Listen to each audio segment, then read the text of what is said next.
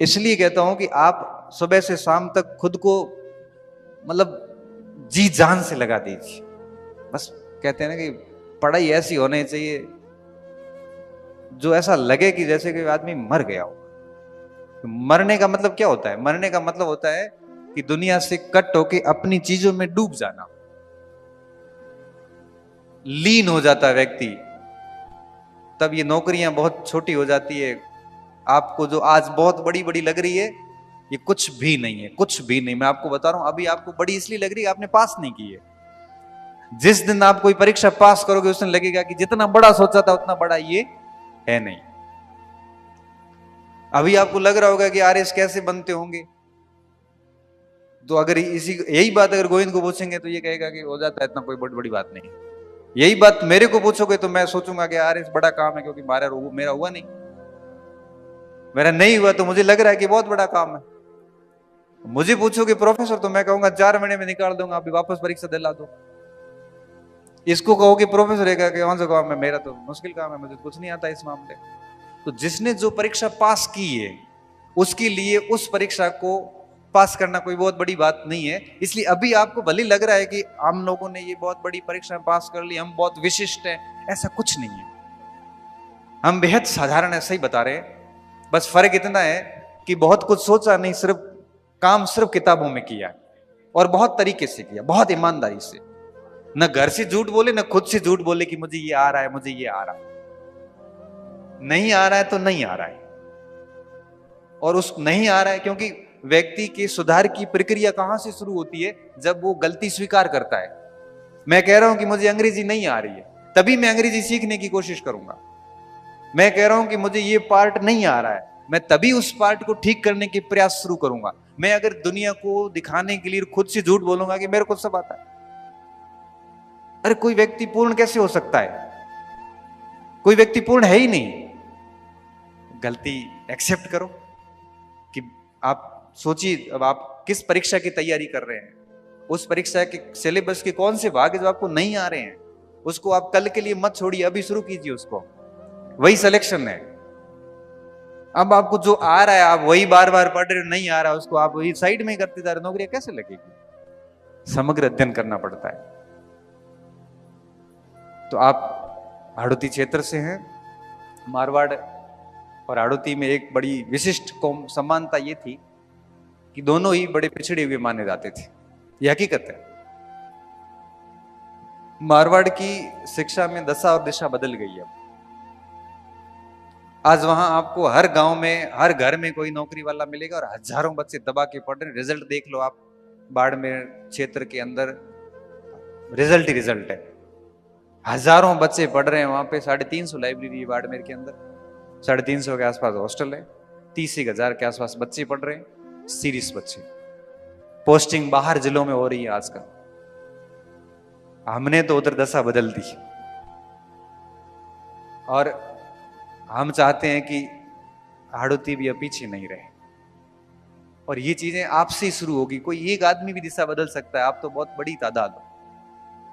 Example set कीजिए कि भाई मैंने कर लिया, 10 बच्चे और करेंगे आगे, 10 से 100 होते हैं, 100 से 1000 होते हैं। आप भी किसी से कम नहीं है। बस ठीक है, आपको थोड़ा स्ट्रगल अधिक करना पड़ेगा। हालांकि हमारा स्ट्रगल आपसे भी अधिक था। हमारे तो बरसात भी नहीं होती ढंग से, मिट्टी कोई काम की नहीं है, उपजाऊ मिट्टी नहीं है, फसल एक भी मुश्किल से होती है। आपके तो भगवान की मेहरबानी, काली मिट्टी, यहाँ 3-3 फसलें भी आप ले लेते हो बड़े आराम से। वो प्रेम बता रहा है, प्रेम ने मुझे सारी बातें बताई है कि हमारे यहाँ सर खेती ठीक है, हम गन्ना भी ले लेते हैं, कईयों जिनके पास में है उनके पास ठीक है। हमारे यहाँ 200 बीघे जमीन है लेकिन काम की नहीं है। क्या करे, उसमें रेस लगाए तो पता नहीं, बाकी कोई काम की नहीं। अंदर भूमि के अंदर पानी नहीं है, ऊपर से आता नहीं है। बारिश होती नहीं है, अंदर कुछ है नहीं, नहर आई नहीं, बैठे हैं बस। आंधियों में आंधी चलती है तरीके से, और सर्दियों में सर्दी पड़ती है अच्छे से, बारिश में बरसात होती नहीं है अच्छे से। तो हमारे पास में ज्यादा कुछ नहीं था। हाड़ौती में प्रकृति मेहरबान है।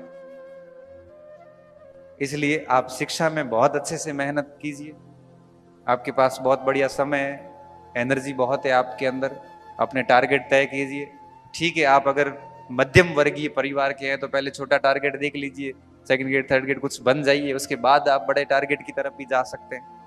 क्योंकि मेरी तरफ मैं सेकंड ग्रेड बना, फिर फर्स्ट ग्रेड बना, हेडमास्टर बना, बिल्कुल सीधी सीधी सीधी सीधी, हमें आगे कहीं है कौन। जितना करना था उतना कर लिया, परीक्षा 18 में परीक्षाएं छोड़ दी, क्योंकि एक एक सीडी करते करते करते करते आ गया। ऐसे भी कर सकते हो आप, मेहनत करने वाला चाहिए, बाकी पोस्ट वगैरह ये चीजें मायने नहीं रखती। मैं आपके सामने सीधा उदाहरण हूं, कई कहते याद नहीं होता, ये नहीं होता, हमारा दिमाग ऐसा है वैसा, कुछ भी नहीं है। जिसने जितनी मेहनत की है उसको उतना ही परिणाम मिलता है। बहुत शानदार मेहनत की है, शानदार परिणाम मिलता है, भले 1 साल बाद मिलो या 2 साल बाद मिलो, मगर मिलता जरूर है। मेहनत में अगर कमजोरियां रही है तो परिणाम में दिख जाएगा, आप दुनिया से कितना ही झूठ बोल दो भले। क्योंकि अधिकांश बच्चे घर जाके दोस्तों के सामने झूठ बहुत बोलते हैं भाई, कि मैंने खूब मेहनत की फिर भी मेरा नहीं हुआ। खूब मेहनत की और नहीं हुआ, ये दो बातें बड़ी विरोधाभासी है। या तो मेहनत नहीं की और या फिर आप झूठ बोल रहे हो।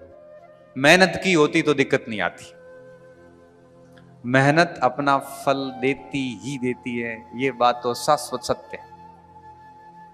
मां सरस्वती ऋण नहीं रखती, ये बात मैं 15 साल से जानता हूं। जिसने जिस लेवल का पढ़ा है उसको उस लेवल का मिलेगा।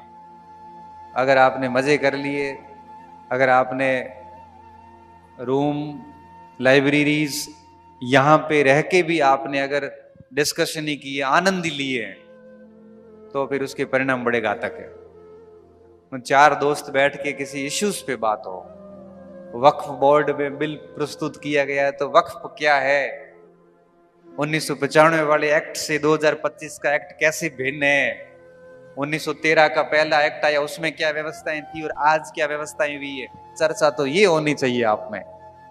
आप चर्चा करते हैं कट ऑफ कितनी रहेगी, सीट बढ़े को बढ़े। अब सीट आपके सोचने से तो बढ़ेगी नहीं। आप चर्चा करते हो भर्ती कब आएगी, परीक्षा कब होगी, रिजल्ट क्या आएगा, ये आपके हाथ में ही नहीं है। बताओ आपके हाथ में, ये सब सिस्टम के हाथ में। आप भले कुछ भी कर लो, वो सिस्टम में जो होना है वो होके रहेगा। आपकी डिस्कशन मुद्दों पे होने चाहिए। आप ऐसा ग्रुप रखिए ना कि ऐसा कि कौन सा कोचिंग वाला खराब है, कौन सी किताबें खराब है। एक कई कई तो ऐसे पंडित बैठे हैं लाइब्रेरीज वगैरह में जो सिर्फ ज्ञान नहीं बांटते हैं, उनका काम सिर्फ ये होता है कि ठीक क्या है ठीक नहीं। वो बड़े समीक्षक हैं, उसको दुनिया की, राजस्थान की सभी कोचिंग सेंटर, सभी शिक्षक, सभी किताबों, सभी नोट्स के बारे में सब पता है। बस वो करता कुछ नहीं है, वो सिर्फ कहता ही है किसको किताब छुड़वानी है, किसको कौन सी पकड़ानी है। ऐसे पंडितों से दूर रहे, क्योंकि अगर ऐसा विद्वान व्यक्ति, यहाँ पंडित का मतलब कोई जाति से नहीं है, हमारे यहाँ पे पंडित उपाधि है। और पंडित उस व्यक्ति को माना जाता था जो अपनी ज्ञान की पराकाष्ठा को पार करता था। एक आता था भट्ट, एक भट्ट गुप्त काल में उपाधि थी। भट्ट उसे कहते थे जो अपने क्षेत्र में अथाह था। फिर वो बल आर्य भट्ट हो, चाहे आपके जितने भी बाण भट्ट हो, उनको भट्ट कहते थे। फिर भट्ट आगे आगे चलते चलते जाति बन गई। ऐसे कई जातियां विकसित हुई। तो ऐसे जितने भी पंडित होते हैं, जितने भी बड़े विद्वान लोग हैं, इस क्षेत्र का बहुत अनुभव रखते हैं, खुद के पास में कोई जॉब नहीं है, बेरोजगारी में है, लेकिन दुनिया को ज्ञान बांटते हैं, ऐसे लोगों से बहुत अधिक ज्ञान न लेना। अन्यथा आप कुछ नहीं कर पाओगे, आप भी उनकी श्रेणी में आ जाएंगे।